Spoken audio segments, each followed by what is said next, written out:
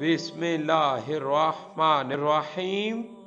اللہ کے نام سے شروع جو بڑا مہربان نہایت رحم والا ہے، اور درود لا محدود حضور صلی اللہ علیہ وآلہ وسلم کی بارگاہ خوشبودار کے اندر ہدیتاً، عقیدتاً، محبتاً، نذرانتاً، تحفتاً، مودتاً، ادباً پیش کرنے کے بعد محمد علی جناح رحمت اللہ تعالی علیہ، قائد اعظم محمد علی جناح رحمت اللہ تعالی علیہ سچے عاشق رسول تھے اور درود شریف سے حد درجہ محبت رکھتے تھے، اور اکثر اوقات درود شریف کا کثرت سے ورد کرتے تھے، اور اسی درود شریف سے محبت کے نتیجے میں ان کو ایک خاص مقام حاصل تھا۔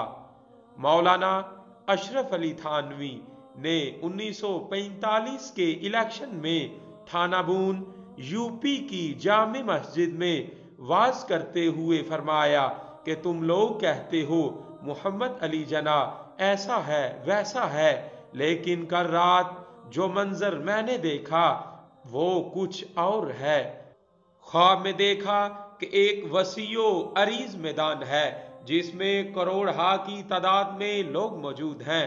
درمیان میں ایک مرصع تخت ہے جس کی شان و شوکت بیان کرنے کے لیے میرے پاس الفاظ نہیں ہیں، اور اس تخت پر حضور پر نور علیہ الصلوۃ والسلام جلوہ افروز ہیں، اور آپ صلی اللہ علیہ وآلہ وسلم کے پہلو میں اسی تخت پر ایک انسان بیٹھا ہوا۔ میں نے عرض کیا یا رسول اللہ صلی اللہ علیہ وآلہ وسلم، یہ ہم کیا دیکھ رہے ہیں، یہ کون ہے؟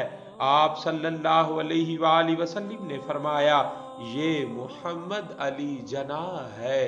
ہم پڑھتے ہیں اپنے آقا صلی اللہ علیہ وآلہ وسلم پر درود، کاروبار جو کرتے ہیں تو ہنسی کرتے ہیں کیونکہ اس میں پرافٹ بہت زیادہ ہے۔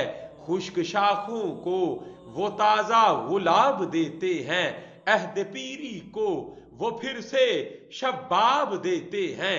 پر لے درود، چپ نہ رہ، خدا کی قسم تیرے سلام کا وہ اب بھی جواب دیتے ہیں، کیونکہ جان ہے وہ جہان کی جان ہے تو جہان ہے۔ کروں تیرے نام پہ جاں فدا، نہ بس ایک جاں دو جہاں فدا، دو جہاں سے بھی نہیں جی بڑا، کروں کیا کروڑوں جہاں نہیں، بالغ العلا بکمالہ، کشف الدجی بجمالہ، حسنت جمیع خصالہ، صلو علیہ وآلہ۔